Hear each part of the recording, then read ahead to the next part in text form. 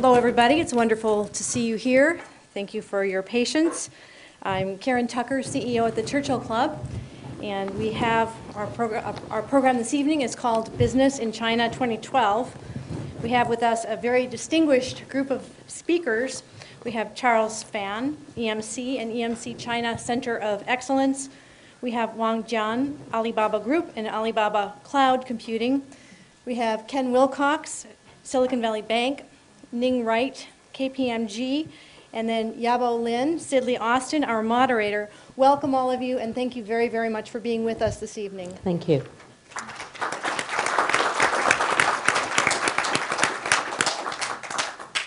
One company stepped forward to underwrite this program for us this evening, and their help and involvement was crucial to our planning. And that company is KPMG.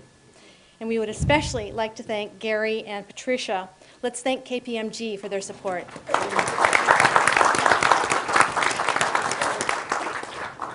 And I would also like to thank Cadence for opening their doors to us this evening. It's great to be convening this important conversation in this beautiful auditorium. Thank you so much, Cadence. And then I also would like to issue a special welcome to the GMIC Roadshow here in Silicon Valley with execs from Great Wall Club and some of China's top mobile internet leaders. GMIC will hold its mobile internet conference in Beijing in May on the 10th and 11th next year, and they've been kind enough to extend a discount to Churchill Club attendees. So if you'd like to learn more, you can just contact us and we'll furnish that information. Our next program will be held on December 7th, called The Big Data Effect, with an amazing speaker lineup from Excel Partners, Factual, Greenplum, SAS, and Walmart. And that conversation will be guided by McKinsey Global Institute. And then after that, just in time for the holidays, it's the popular annual Gadgets event on December 13, and that will be with Walt Mossberg of the Wall Street Journal, Kara Swisher, All Things D, Greg Harper, who is the most amazing gadget geek that you will ever meet, I guarantee this, and a surprise tech industry celebrity guest. And then last, we'll cap off the year with a breakfast on December 15th with Steve Jobs' official biographer, Walter Isaacson of Aspen Institute. So we hope to see you at all or at least some of the programs. And my last announcement, if you are tweeting, please use the hashtag Churchill Club, and you'll find other Twitter codes in your printed programs. So it's time now to introduce our distinguished moderator, Yabo Lin. Yabo is partner at the global law firm of Sidley Austin, and he has served on the board of the American Bar Association's Asia Law Initiative Council, and he now co-chairs its advisory board. He also teaches. He's an adjunct professor law professor at Sun Yat-sen University. And we at the Churchill Club are very fortunate indeed to count him among our most valued advisors and friends. Please give your warmest welcome to Yabo Lin. Thank you.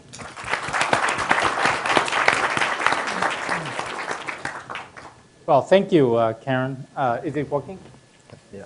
And I apologize again for getting stuck in the traffic, and I did not leave early enough. I didn't realize that Silicon Valley is back to life. You know, when you have the traffic jam, it's a good thing, but it's not good tonight. So we have a very distinguished panel of speakers tonight, just like Karen said. And tonight's format is going to be very casual. I know that Karen is going to give me a lot of hand signs to say stop, you know, now for time for the Q&A. But you should feel free to stop me and interrupt me anytime. The purpose of today's program is educational as well as exchange of ideas. And, you know, really, we have not seen a panel like this on China in Silicon Valley for a long time. So I wanted to turn to my guest speakers tonight, and perhaps, first of all, would like to have them introduce themselves, and then we're going to open up interesting conversation. And some of the questions will be fairly sensitive and relevant, and some of the questions will be general. So we'll try to, you know, do some easy questions, and we'd like to throw a few maybe curveballs at our speakers to make it interesting tonight. Maybe we can start with you, Charles, about the self-introduction, and then And then in the self-introduction, it would be great if you could talk briefly, very briefly, about your most proud experience and background. Right. So I think my most proud background is I was born in China. So I was born in China and raised in China. I came to the U.S. when I was 17, and I spent the next 17 years in the U.S. And I started a small company called Infinity, which was acquired by EMC in 2005. In 2006, when I spent kind of half my life in China, half of my life in the U.S., I moved back to China to start the R&D center for EMC and for VMware in Shanghai and in Beijing. So I spent the next 3 years in China, and I came back to the Bay Area in 2009. And Charles is very humble. He's actually the vice chairman of China, if I'm not mistaken, for VMware China. Well, so I'm managing the R&D side Okay. of the business Okay. for EMC and VMware. Okay, thank you. Yeah, Wang Jian. Okay, so I'm Jian from Alibaba Group as the chief architect.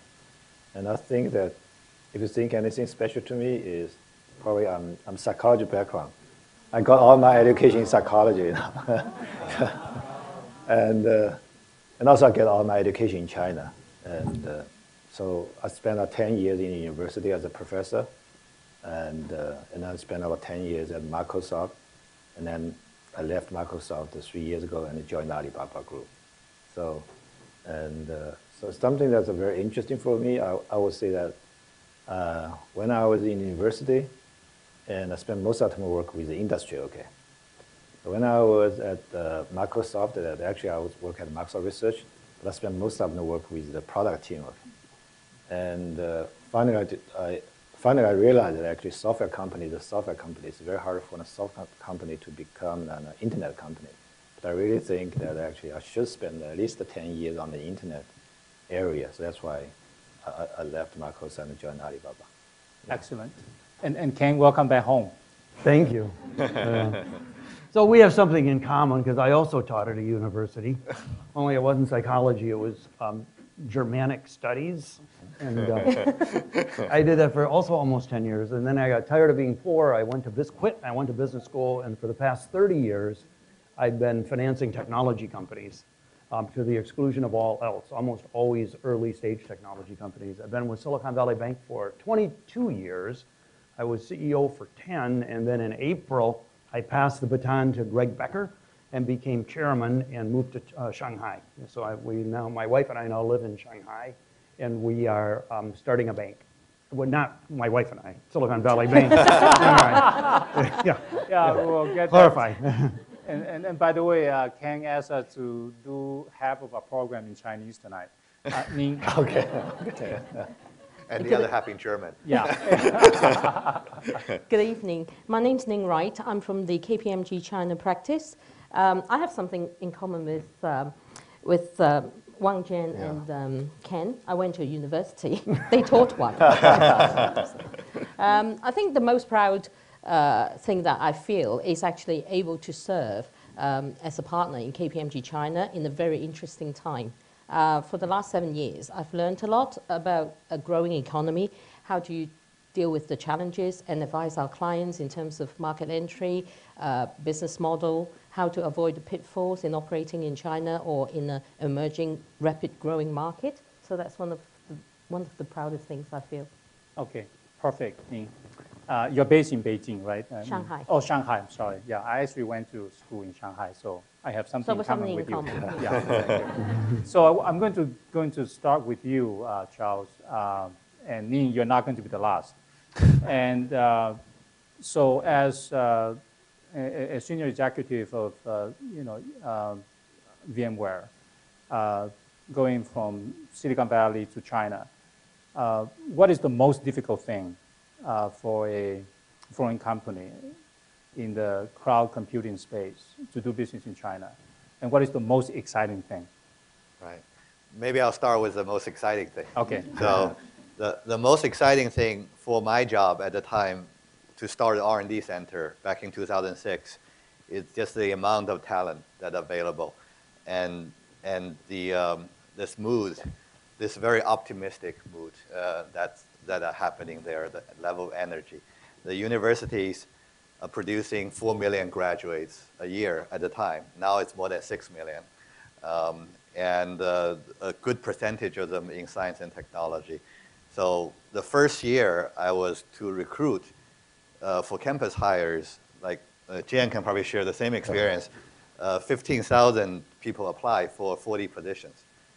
And it's very hard for us to read through all the resumes.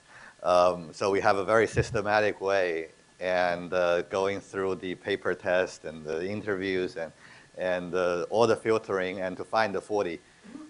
In fact, if I was to apply for the job, I would never pass the first round. So how many of them are still working for you? I think most of them are still working at the R&D center, and those turn out to be some of our best hires. Just and today we have 1,800 people working in the R&D center, and 5 years ago we had 0. So we basically were able to grow R&D grew from 0 to almost 2,000 people in 5 years, and those become some of the core R&D teams for both DMC and VMware. So that's very exciting. Just when you are doing R&D, people is number one. You find the smart people and all that. So the part to get used to, or the challenges, although I spent, I went to high school and all the education there. I never worked there. So there are a lot of things that are a little different. For R&D side, I think the difference is smaller. If I'm involving the more customer operations, there'll be more different practices. I'm sure the others can share more.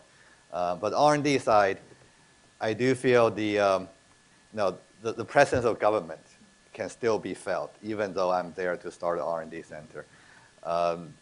The kind of the Mandarin official system still exists. The hierarchies there, and everything you do, you have to pay attention to the government at different levels. So that's something that I need to be aware of. Another challenge is with the talent I mentioned, there are a lot of bright, passionate, hardworking kids. But for leaders, for either managers or technical leaders, those are a little more difficult to find.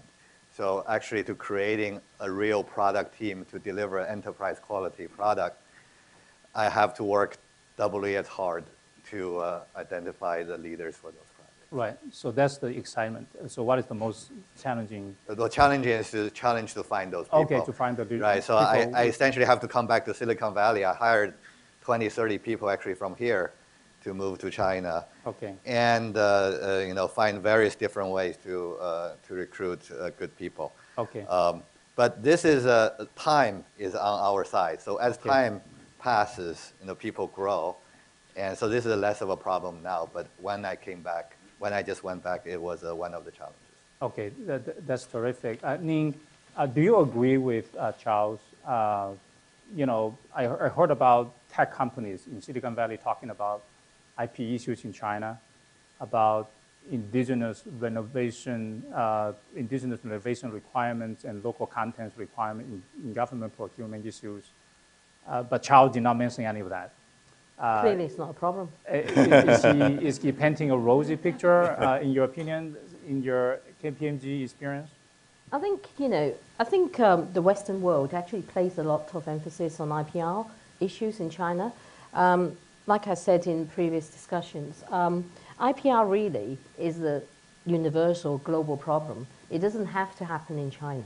Whether you have the presence or not in China, if someone wanted to impinge on your IPR, they would. Mm-hmm. So, with the internet, with the cloud, there's absolutely no way you can stop people impinging on your IPR. But operating in China, what's good is the government is doing something about it very seriously in the last 18 to 24 months.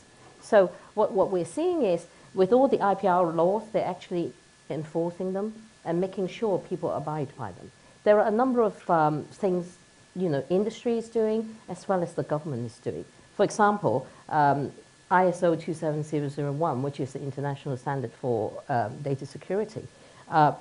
2 years ago, China only had 180 organizations got that. they've now got to 475. So, okay, it doesn't seem a large number given the number of companies in China, but it's heading the right direction. So you have to understand it's actually happening in the last 12 to 18 months or so. So you can see things growing exponentially.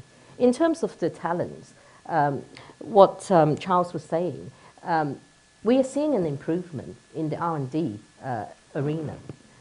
You know, again, about a year or so ago, a lot of the IT outsourcing company in China are very small. I mean, companies like Newsoft only had about 8,000 people. But as of September this year, they got 17,000 people. The biggest IT outsourcing company, for example, doing a lot of application development, etc., is called China Com Service, which actually provides ITO services to telco companies and related industry companies. They actually got 125,000 technicians in there. So as you can see, the situation is getting better. The important thing is how to retain the talents in many cases rather than actually finding them in the first place. So you need to balance out their productivity with your cost, with where you're putting them and how long you can keep them, and your training and education. So these are the challenges that I think industry are facing. Okay, so wanted to turn to Ken a little bit. Ken, I think you can provide a wonderful perspective. Having led Silicon Valley Bank for 22 years and then almost dive into the ocean of nowhere in China, getting up to speed on culture, language, and business, and wanted to convert China into a big Silicon Valley through the bank by you and your wife. So what is how do you feel about the pulse in Shanghai or the Greater China these days? What is behind the innovation? Is indigenous innovation policy a barrier to innovation itself?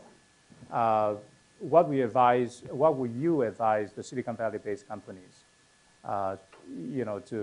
to also innovate in China, and what is behind the success stories such as VMware, growing to 1,800 employees in the R&D center in 5 years?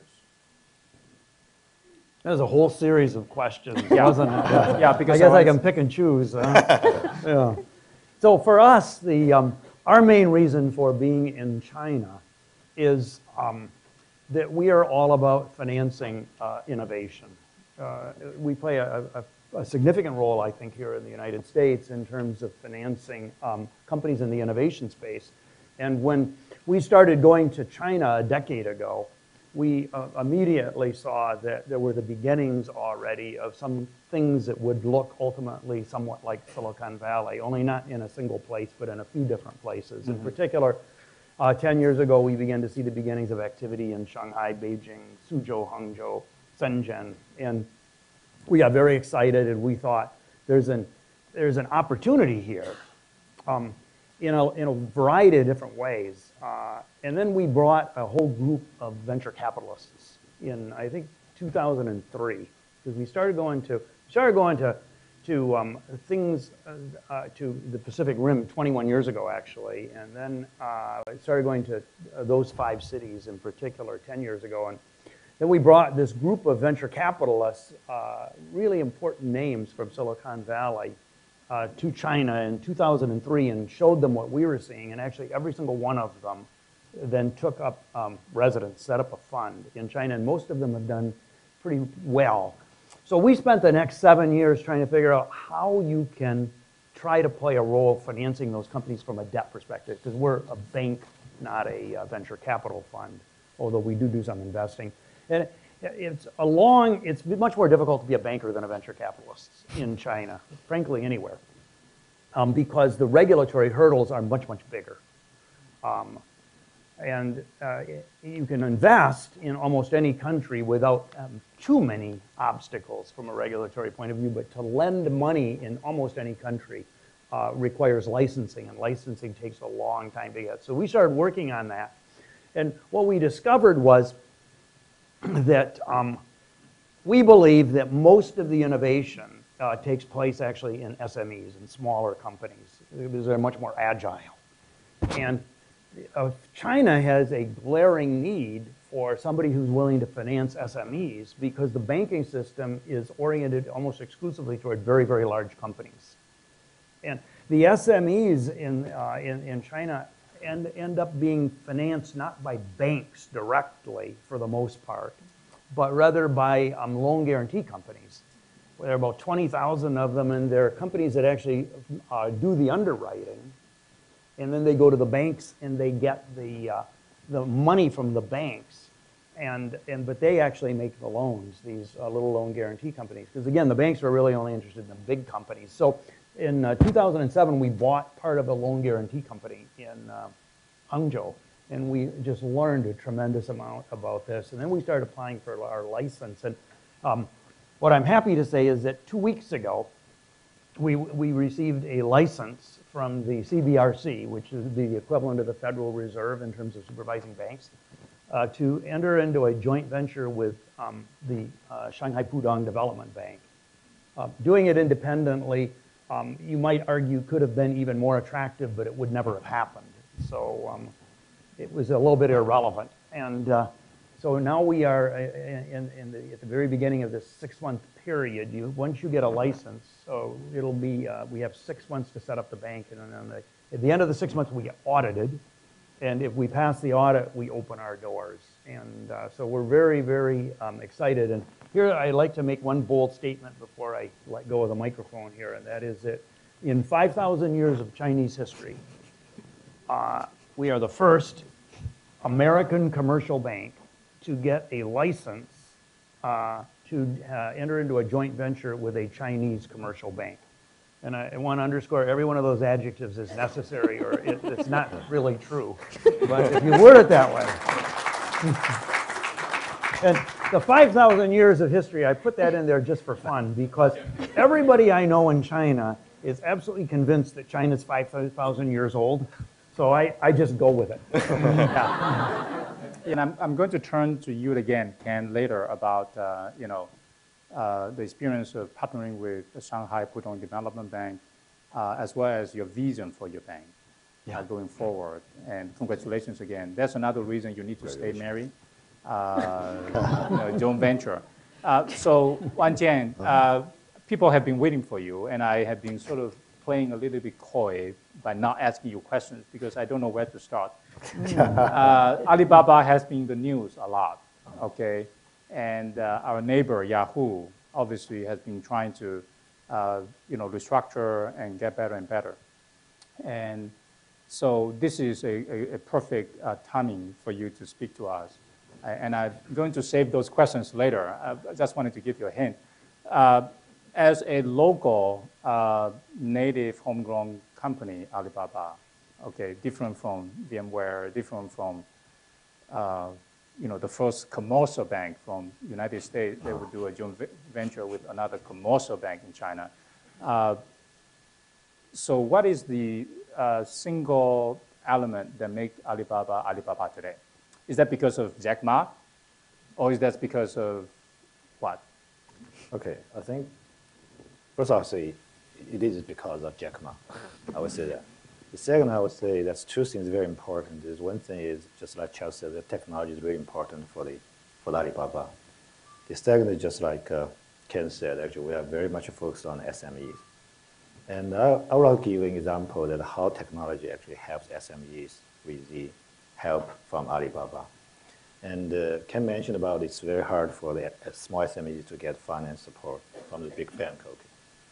But since Alibaba serves millions of SMEs in China, and in the last 12 years, so we actually got a lot of data accumulated at Alibaba. And the one thing that we have in mind is how we can actually turn this data into the credit for these SMEs. Okay, so what we're doing at Alibaba is actually we build our cloud infrastructure, and we have this big data, and then actually we modeling this data to see whether actually we can finance our SMEs without they have to put their house to get the finance support. Okay, It sounded very interesting, and the two cases very excited when we saw the response from these SMEs. Since all things actually do automatically through our backend system, okay. So the short case for us is when people fill out the form from our website and they click the submit button, it's only take 3 minutes for them to get the loan. From actually, we partner with the local bank. We call the China Construction Bank. It only took like 2 minutes for them to get the loan. And the other case is the smallest amount of money that one of our SME get is actually the 1 yuan RMB. And the reason that actually he asked for the 1 yuan loan is just he wanted to test whether actually he can get the loan. So actually, later he sent us a letter said, okay, it's a great deal for me because it's the first time I got a loan from somebody else. So it's really a great deal for me. So I think at Alibaba that actually the technology helps because without this backend system, it's very hard to get things done in 2 minutes. Also, it's very cost effective. And second, actually, people can get anything, I would say, the thing they really want. Okay, yeah, that's probably a story I can share. So a deep study of the local market and good leadership. As a follow-up question, you said that you have been over at Alibaba for 3 years. Yeah. So how has your experience been working with Jack Ma and ever innovating culture and constantly in the spotlight, if you will? Yeah, I think that the two great experience for me. The first is this is a company has the vision and the value in mind. It's not just a company to make the money. I have to say that, and everybody understands that, and everybody can actually can experience that. It's not just on something you put on the paper, but if you work over there, you can experience that this company that with the vision and the value. That's one thing that I really like that. The second is actually how people work together. Actually, we have a group of people. We are very different. And probably the only thing in common for that leadership team is almost 90% of people actually used to be the teachers in the university. Okay, that's probably the only thing in common because we have different background. I have psychology background. Actually, Jack Ma is actually is an English teacher. So we are very different. But the only thing that actually 90% of people actually used to work in the university as a professor or teachers. Mm-hmm. And but it's amazing, how these different people can work together, and in this company. Mm-hmm. And I think we are one of the things that we talk a lot in the company is we always said, okay, we have to make sure that our customer first. Okay, probably everybody knows that, but also I can really confuse the trust among the people. So the communication is never a challenge for us, and it just happened naturally, Mm-hmm. Yeah. That's terrific. Yeah. Thank you. And obviously this is not going to be my last question. Okay. Turning to you, Charles. I think when we talked on the phone before this program, you were talking about a dual headquarter concept. And I wanted you to share with our audience about your vision and strategic thinking.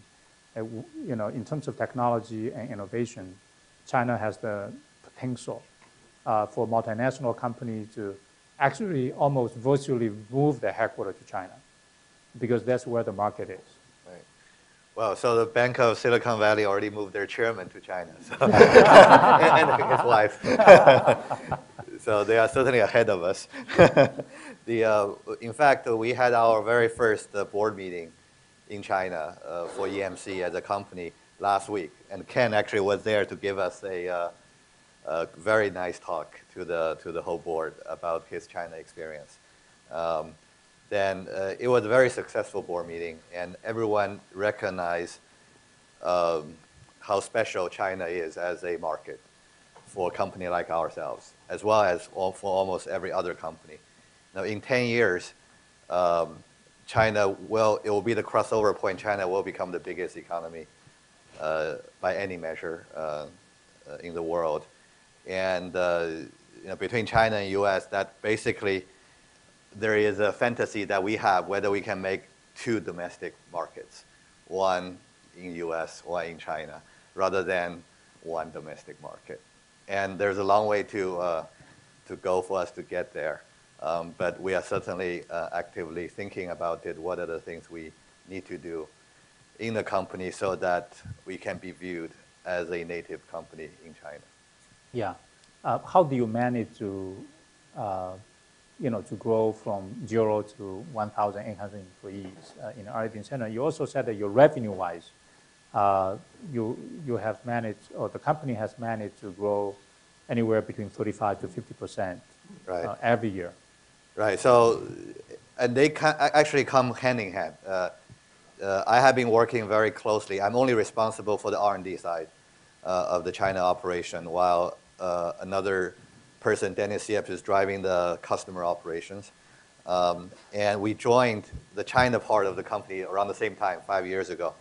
And I think he did a slightly better job than I did. So, EMC side, we grew 4 times the business in China, and VMware grew 10 times the business in China. So that certainly helped us making the case that we should increase the investment, both on the go-to-market as well as on the R&D side. Mm-hmm. And with the money, all I have to do is to hire the people, which is the easy part, given there's millions and millions of people available. Right. So I have the easier part of the job, but it is a happening market. Despite the emphasis on indigenous innovation, there are many government agencies and the state-owned companies have a preference over domestic technologies. And that has been happening over the last 5 years. Despite all of that, the foreign multinational high-tech product are still seeing tremendous growth in the China market. Okay. So Ning, I wanted to see from your broader experience, on the consulting side, if you were to summarize in 3 big bullet points in terms of risk management in China for technology companies. We talk about IP management, and we talk a little bit about indigenous renovation policy. But how about other things such as the recent scandals regarding the China concept companies? They would do the reverse merger, and they would go public on NASDAQ, only to find that they are subject to a lot of investigations, accounting fraud, by SEC, and also class action lawsuit by private litigators. So obviously that is very disheartening. I bet that some of these companies are the recipients of VC money as well. So how do you assess the lay of the land in China in terms of risk management and good corporate governance? Well, if you look at from the investor's point of view, you really need to invest in companies which are properly audited by reputable auditing firms like KPMG, clearly.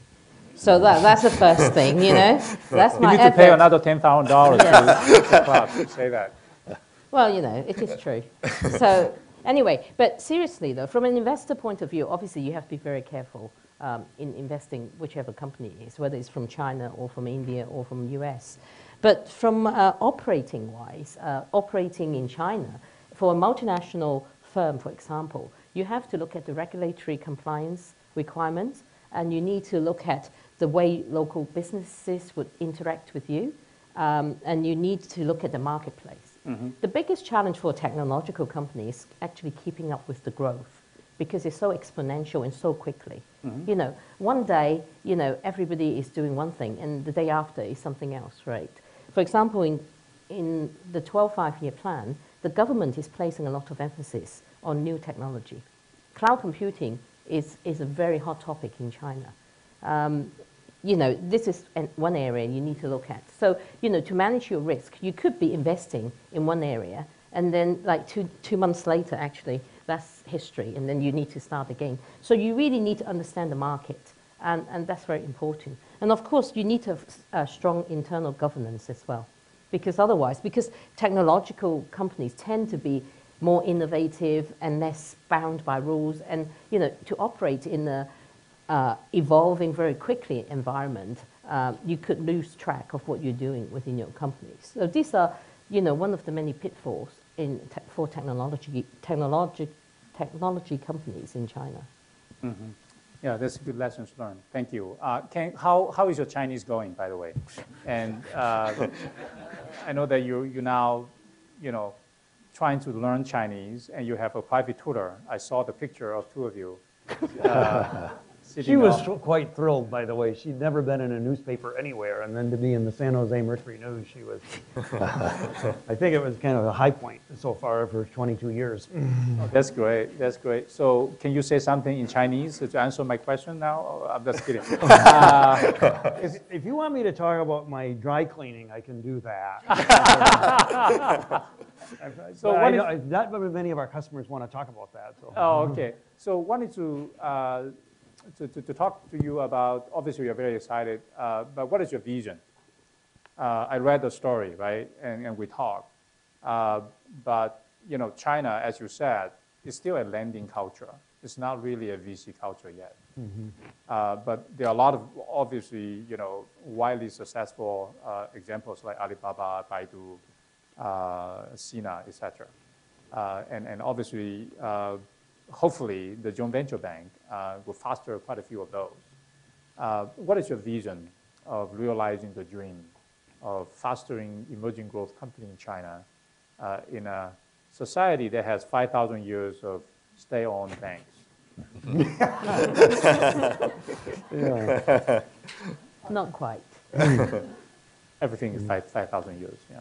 So let me start with the biggest part of the vision, because that's one we share with China. I'm absolutely convinced. And then when we get down the funnel toward the more detailed end of the range, we'll find that there is some divergence. And I don't think that we're going to get China to change, so we may have to, meaning Silicon Valley Bank. Yeah. But from a big picture point of view, the one thing that I'm very proud of about Silicon Valley Bank, and always have been, is that we are one company that where when people get up and go to work in the morning, they are actually fueled by a desire to do something important. Different people have a different thing in mind, but everybody at Silicon Valley Bank wants to either make the world a better place, or they want to build something of significance and lasting value. And we're not one of those companies that's driven toward, everybody is anxious just to make money. Of course, we want to make money, but these things are more important, and we want to help the world build the innovation space. We also happen to think that it's a global innovation space, not a US or Chinese or Indian innovation space, simply because ideas don't know borders, and any one of the companies we work with anywhere really are global from the get-go, in the sense that they typically have investment dollars coming, or money coming from different parts of the world. They have technology from different parts of the world. They have management team members from different parts of the world, and on and on. It is truly a global environment. So in the big picture sense, we have a lot in common with China right now, and it's easy for us to say, just like we do in the United States, we want to help build the innovation space in China. And that's something that the Chinese welcome for us to participate in that. Where it becomes a little bit divergent is that you cannot take our business model and superimpose it on the Chinese innovation space any more than, actually, to be totally candid, it was difficult to take our Santa Clara business model 21 years ago and superimpose it on Boston. And we ran into challenges. They became bigger when we got to Northern Virginia, because everybody there just wanted to become a beltway bandit and make a lot of money, but they didn't even want to, get any investors. So everywhere we go, it has to be tweaked. China, it requires more tweaking, largely because here's an interesting statistic for those of you that follow the venture industry, and that is that we're down to somewhere around between 500 and 1,000 legitimate venture capital funds in the United States now. And the number depends on how you want to define legitimate. But when we look at China, the list is, when we first started going to China, there were like 10 venture capital funds. And today, some people say there are 22,500. It is utterly amazing, the explosive growth. Not all of them would necessarily qualify by this definition we might put in place here in Silicon Valley, but still, it's a huge number. But interestingly enough, the venture capital community, for the most part, is not involved in the very early stages in China. Most venture capitalists in China are waiting until companies are actually further along, and in many cases, if not most cases, profitable before they get involved. And we're used to getting involved at the very onset, as soon as the venture capitalists get involved, or preferably the day before, so that we can refer the deal to them. And so that's going to be very difficult in China. And then you ask yourself, how do those companies get from being very early stage to the point where they're venture backed? And it's quite a bit different from what we typically see here. It's a combination of things. It's friends and family. It's angels, it's mini angels, government guaranteed loan programs, and in many cases, it's just plain grit. It is bootstrapping and being very clever and figuring out how you can get all of your suppliers and your customers at both ends to finance you. Mm-hmm. And which is why the typical receivable in the U.S. is under 90 days, and in China it's under 360 days. So it's a different kind of a system, and we have to adjust. But our ultimate vision, in one sentence to answer your question, is we want to do everything we can to help the innovation space, regardless of the continent. And so this obviously includes China, and China is in our view going to be very, very important in that space. And we're also hoping that China continues to be part of the global community, because we feel that collaboration is as important as competition in terms of advancing technology and the benefits of technology worldwide. Well said. Thank you so much. So Jian, why does it make sense for Alibaba to buy Yahoo? I'm sorry, I really don't have any comments about that. I'm sorry for that. You should know better as a lawyer. Yeah. Questions like that. Yeah, I don't have any comments. I understood. Well, obviously, Jack has talked about this, right? And obviously, it makes a lot of sense from a strategic perspective. But how will you view Alibaba's market position or future in the United States? It's almost like the reverse of what VMware and Silicon Valley Bank, have been doing. So how are you going to tackle the U.S. market in terms of Taobao and the competition with eBay, and what kind of other product will you be developing in the pipeline? I know that you have, Ali Phone, which you are very instrumental of. So wanted to see what the Alibaba's technology vision is. Mm-hmm. Okay, I think if you look at the business of Alibaba, it's actually by nature it's very international. So thinking about the Alibaba.com, that's the B2B business. Basically, they want to connect, sellers in China with the buyers in States or in Europe. So fundamentally, it's at the very beginning, it's not like Tencent or Baidu. Alibaba is fundamentally more international. That's the first thing I want to say. The second is actually, if you look at the Taobao, that's today is the largest C2C business or B2C business in China. It has almost 400 million registered users, and it has more than 800 million items that you can buy from the Taobao. Actually, we are very active to see whether actually a lot of buyers actually are the sellers in eBay. If you look at the how they're doing the business, so indirectly you can already see that actually the impact of that. But I think since you mentioned that the Ali phone. It's not necessarily the Ali phone. I think in terms of technology-wise, the Ali Cloud, the business that we are doing at Alibaba Cloud Computing, probably it's much easier to make it internationally available. And when you're talking about the Ali phone, I would say we're not actually making any phone. So people just call the Ali phone because it's using a platform that's built by the Alibaba Cloud Computing. And we saw that actually eventually, because of the mobile internet, and the phone will be the only device that people would like to carry. And so in Chinese, actually, we are not called it's phone. We call it 手机. Basically, it's the handy machine. So I always say that, okay, the better way to name that device, okay. So we always joke that in the company that actually the Apple is very smart. They call it iPhone, but actually it's not phone, okay. And everybody try to build a phone, but Apple is not building a phone. It's building something else, but they want to call it iPhone, and it's just misleading a lot of people, okay. But that's good. But anyway, we don't think it's a phone. It's just a handy machine that people want to carry for that.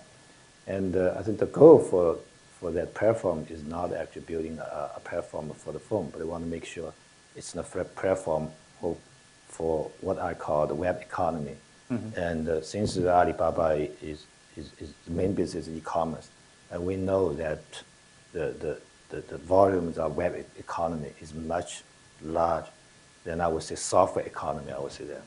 So the reason that we build that platform, we want to make sure that we can bring the web economy to phone, but with a good user experience. So that part I think would be very, potential would be very globally, influence what's going to happen in the next 10 years. Yeah. So with our experience of e-commerce in the last 12 years. Okay. Yeah. So diversification beyond e-commerce. Yeah. So we have about 5 minutes before the Q&A time. Wanted to go around the panelists with my last question. And this one is going to be very short. Wanted to survey the panelists about 2012, which is about a month away, a month and a half away. So what is your prediction about 2012 in terms of the most exciting thing as well as the most challenging thing? And you can talk about 2 points, but fairly briefly, so that our audience can have a summary on where you are. I will start with you first, Charles. Sure. Maybe I'll just talk one thing, which is both, I think, most exciting and most challenging, is the shifting of the country's leadership that's scheduled for next year. You know who they are already? I don't know who they are, Okay. but Jian might know. But there'll be no comment from him. I think China actually has made a lot of progress in this aspect. Deng Xiaoping, who is a leader, I think he's controversial in some of the things he did, but one of the fundamental things he did is he retired while he was still alive, and which was not true before him. And that, even though you can say it's not a democratic country and all that, but he did what George Washington did, 230 years ago, 220 years ago, he did it. And that set the precedence where set for peaceful power transition while the person is still alive. And it'll be interesting to see. This will be the third time or so this happens. So that makes the trend. And it will also interesting to see, the reason it's most exciting is, people were looking to see what this new leadership will do in their 10 years in power, because during their 10 years, it's going to be 2019, which will be 100 years from 1919. That's one, sort of the first cultural revolution happened in China, the good one. They call a new cultural movement. That's when China welcomed, they call Mr. Democracy and Mr. Science into China to change what the old 5,000 years of China into the welcoming into the modern world. And I think this journey started then, and it's not done yet. And it'll be interesting to see what will happen in the next 10 years, whether we reach new milestones in this journey. Well, very, very good. What is keeping you awake at night? Well, in terms of related to China. Right. A lot of things, huh? I'm not talking about jet lag. 2012, yeah. Right. So, you know, and China has a lot of things that's worrying. There are, you know, if I put myself into the China shoes, I think the areas you're worrying is, one is whether the economic growth can continue. There's, you know, there are many things that was true in the last 30 years may not true going forward. You know, every year there are 20 million people moving from countryside to the city. There's this grand urbanization that has been happening. So now from the 30 years ago, there were only 20 people who were living in the city, now it's 50%. And in 10 years, it will be 60 and 70%. And this will now continue without limit. And whether this, and that's one of the reasons the economy keeps growing, and you kind of have this continued upward mobileness of the people. Okay. And then there's the environment, you know, whether this growth has a side effect, which is really doing, for those of you who have been to China, it's not always nice weather, and it's not clear it's weather or if it's something else. Yeah. And whether it's sustainable in terms of the growth. And the belief system is what I mentioned in the call, is that, you know, where I don't think anybody truly believes communism anymore, even though it's Communist Party in power. Yet there's not, you know, there's not a clear belief system that has filled the vacuum.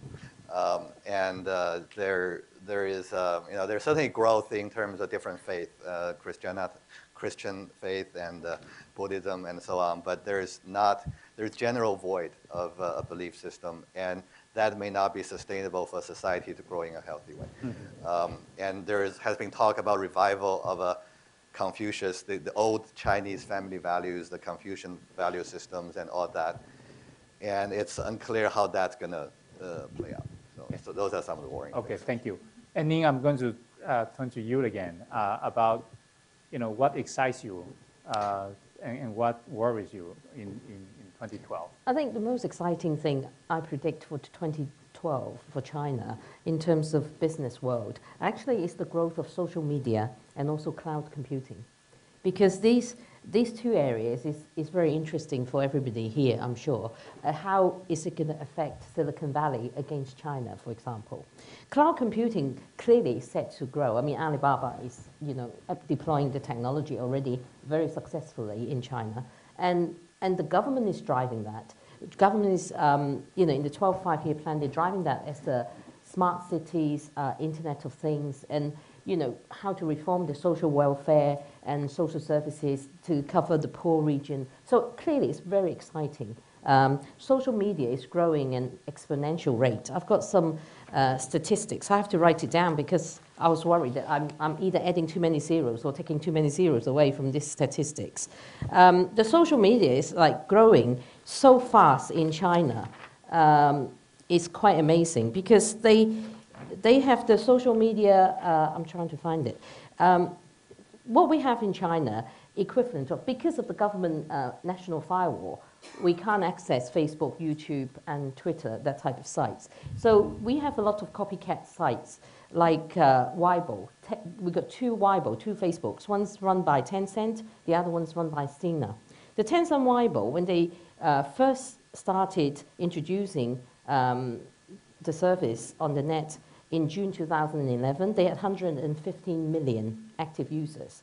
And by October 2011, they grew 100% to 233 million. Mm-hmm. And every month they're growing 20 million. Mm-hmm. Sina, again, is the same growth rate. So, you know, China has so many, you know, the population is so huge. Anything technology-driven or enabled would just spread like wildfire. So it's very exciting in terms of doing business in Silicon Valley with with China, China with Silicon Valley, or with the rest of the world. Very, very exciting time, I think, because you got the government support and you got the private industry investment. China Mobile is investing loads of money for their 3G cloud technology in China in the next 4 years. So it's a lot of things happening in the technology space, which is unheard of in the last, 20 years or so since China opened up to the rest of the world. And of course, the downside is because the economy is growing, the 5-year plan is targeting 7% GDP growth. Last quarter is still running at 9.1, dropped to 0.5% from 9.6 from the previous quarter. But we're still forecasting, CIC, the China Statistic Bureau, is actually still forecasting shy of 9%. We closed the year. So because of the GDP growth, not potentially, China is already facing high inflation right now. That is going to be a challenge. And how do you balance growth with battling with inflation? And that will be a worry, and it would actually hamper the growth in China because the government needs to do something to control the inflation. Otherwise, a lot of the arbitrage you get from China, like low-cost labor, low-cost infrastructure, etc., is going to run away with it, and it's going to be a challenge for the businesses. So going too fast sometimes slows you down. Is that true with you, Ken? So you get up every morning excited about creating something new to the world and changing the world, so without getting any pay, obviously.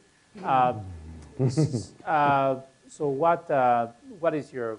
Well, I think in the interest of avoiding repetition, I will take a slightly different tack. And instead of just talking about this year, I want to talk about, briefly, the next 10, 15, 20 years. And I think what the most exciting and worrisome thing is simultaneously in the next 10, 15, 20 years is the way that the relationship, not China in and of itself, but the way the relationship develops between China and the US. I think that mathematically it's hard to refute the probability that China's economy will surpass ours in terms of GDP, absolute GDP.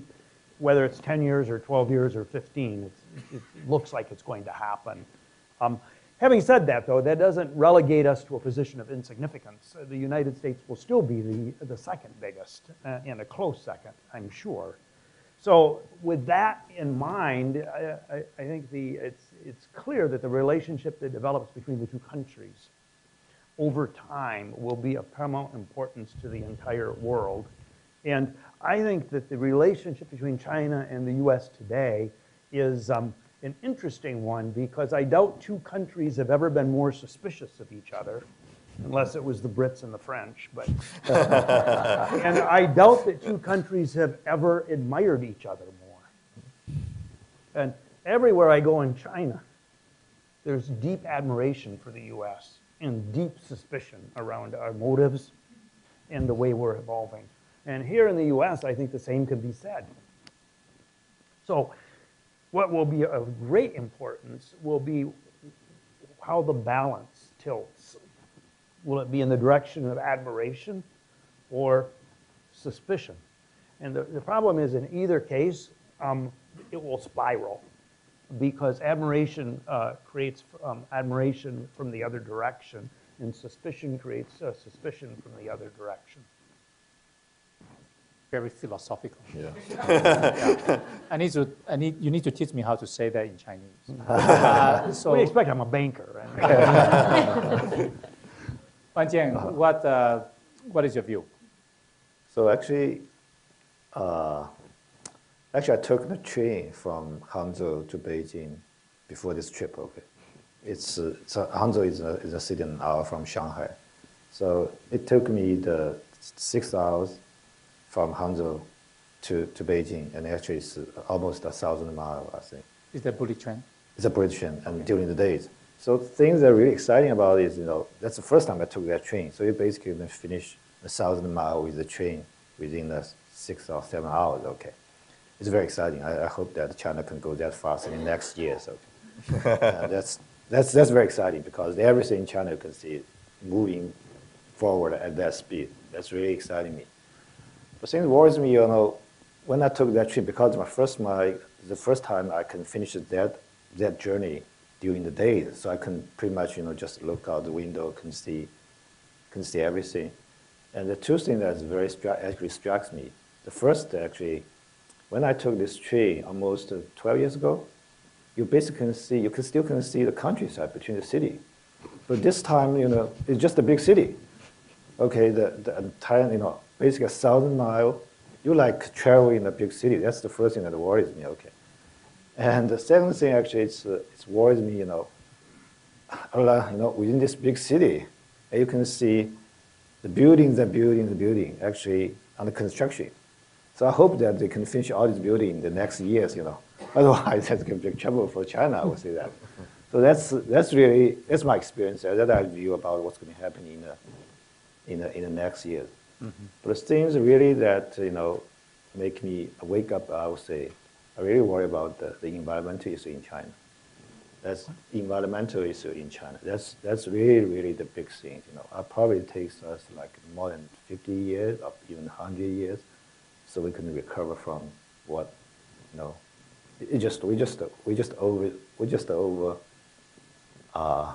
take too much things from the land, from the water. So that's why at Alibaba, that our management team actually have the regular meeting every 3 months, thinking about how we can protect the water and we can protect the trees and in the province that we stay there. Yeah. Mm-hmm.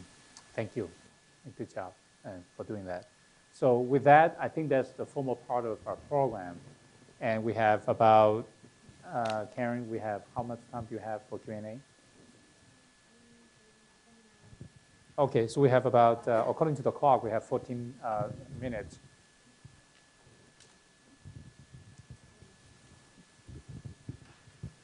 Hello, Jim Zhang from SAP. I used to work with Yabo over at Sidley, hey, Austin. So my question follows Yabo's line of thought about risk. So what is the biggest risk that dogs your operations in China, let's say in a 5-year time frame, and what are you doing to mitigate that risk? Wanted to take on this question, I think Ning? the biggest risk is scalability of your business. Okay. And you need to have a clear strategy to make sure that your business can scale up and down. Otherwise, you will run into big trouble. So I think, you know, a simple answer is that. That's the single biggest risk. Okay, perfect. Thank you. Next question. Jack Mormon. So the aging Chinese population replacement rate of, I don't know, 1.8. So what's going to happen? One child. You have a solution, Wang Jian?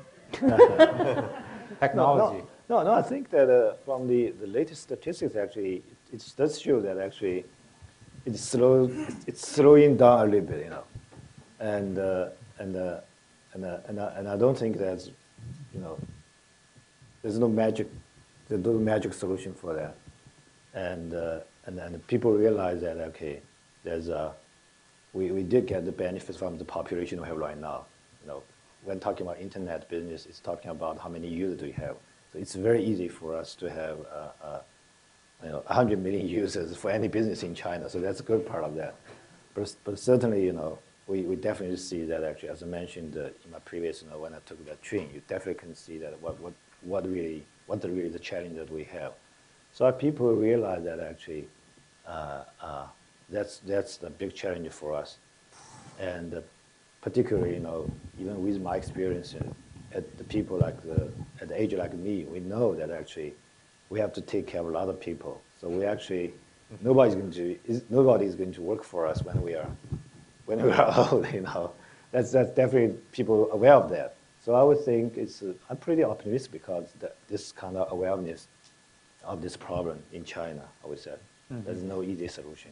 Okay. Yeah. To add to that, actually, I think the Chinese government is doing something to try to address part of the issues. That's why they're promoting good health care, prolonging people's life expectancy, and also improving education, making sure that people are more educated and more diversified in their skill sets. So, you know, as the population grows older, they actually can diversify and maybe, you know, from one particular career to another one. So there are some issues there are some solutions there are some initiatives to address part of the challenges. And of course, the one-child policy has actually been relaxed a bit. If both parents are actually single-child parents, single-child family, they can have 2 children. So again, it's a number of measures being done because obviously it didn't just dawn on the Chinese government that they're going to have an aging population. They knew that for like quarter of a century now. So there's something being done, but whether it's enough or not is a big question mark. Okay, next question. Hi, Susan Brooksbank here.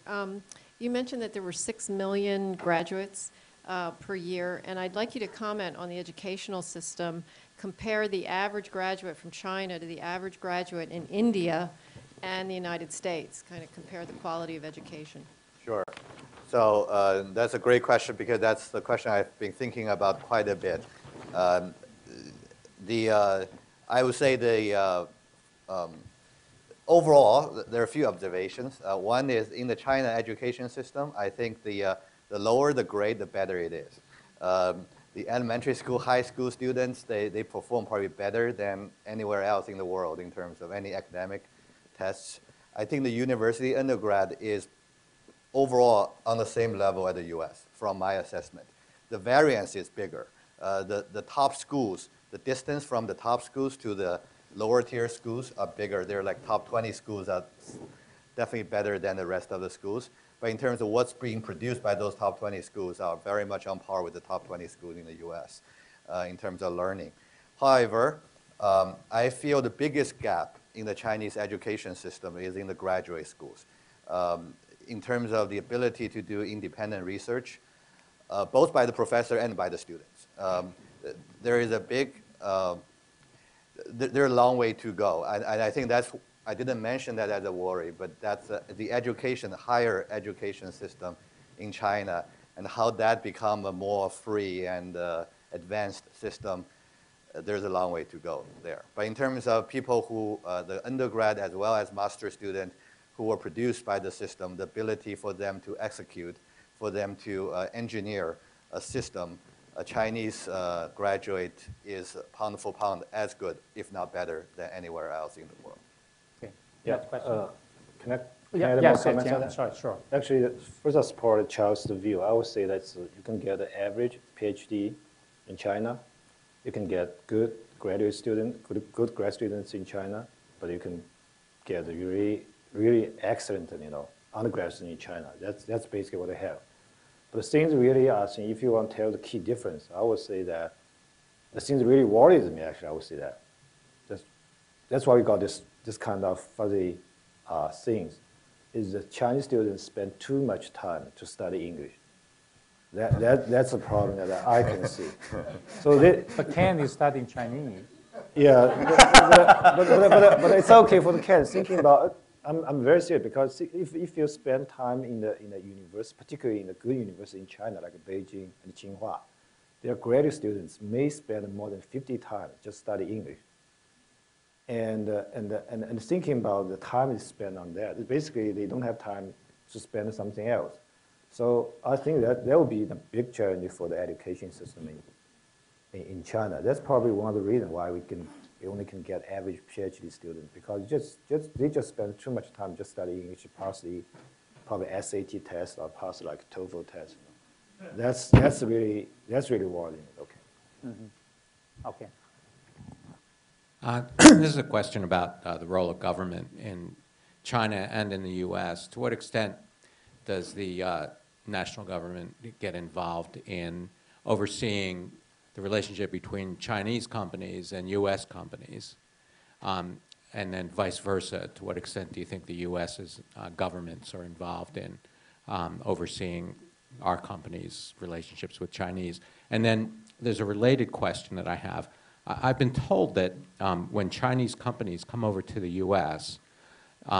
For looking to invest or doing joint ventures, that they often look for the representation of U.S. government officials on the board or in terms of some sort of relationship with the company, and that that strikes me as very odd. And of course, when we go to China, we expect the government to be involved.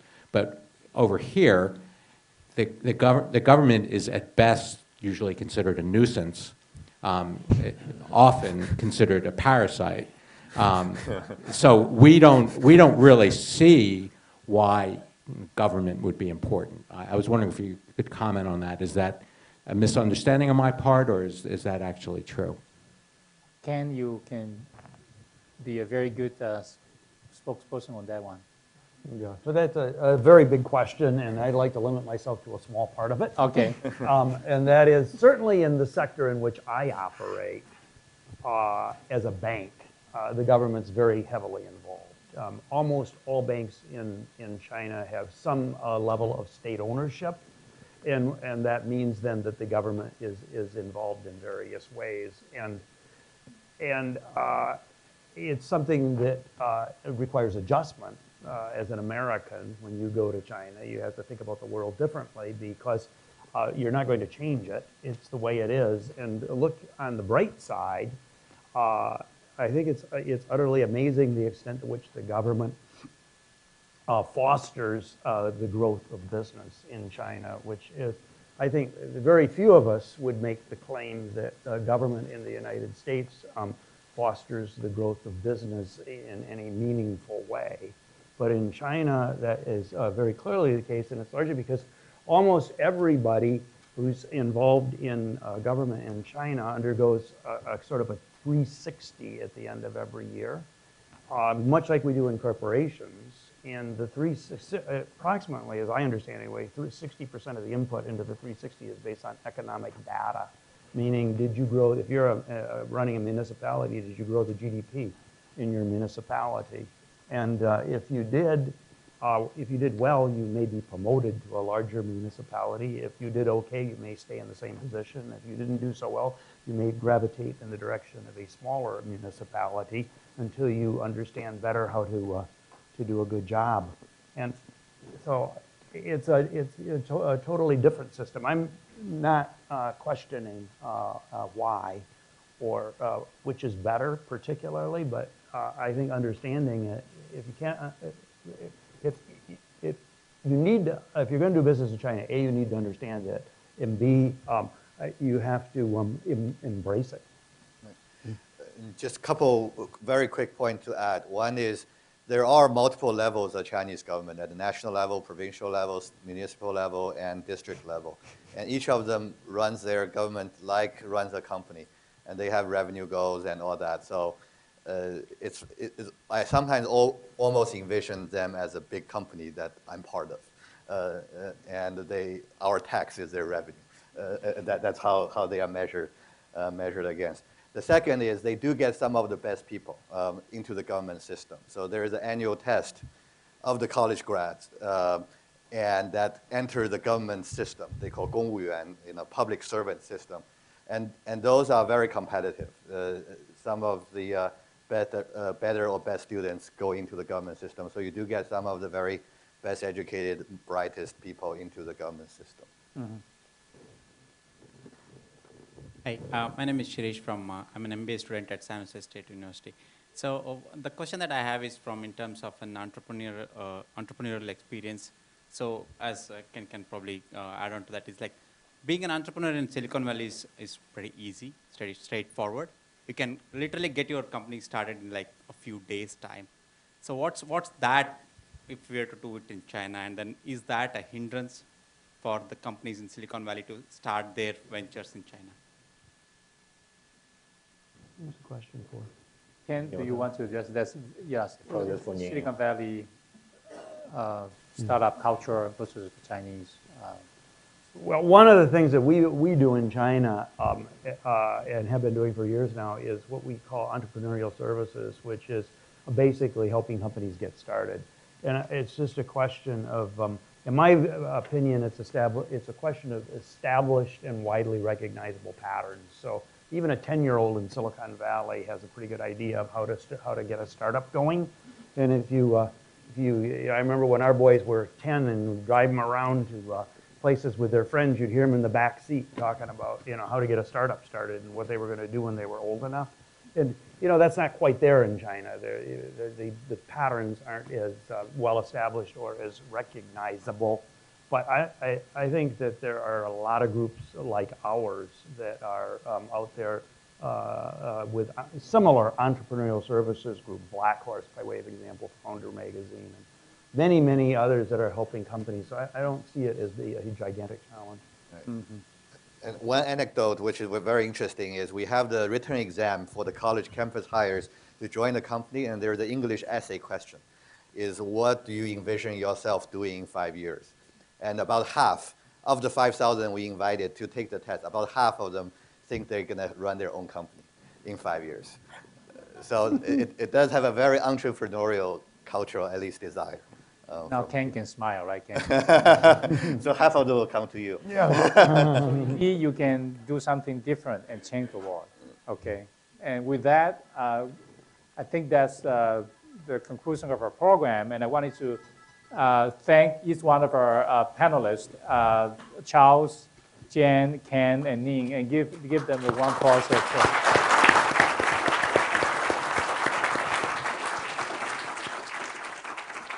So on behalf of our audience, I would like to once again thank our panelists. It was a wonderful discussion. Thank you so much for sharing your perspectives so freely with us.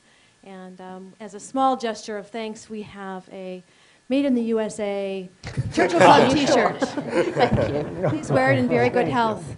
And I'd also like to thank KPMG again for support and Cadence for hosting us. And you have been a wonderful audience. Thank you so much. Have a very nice evening.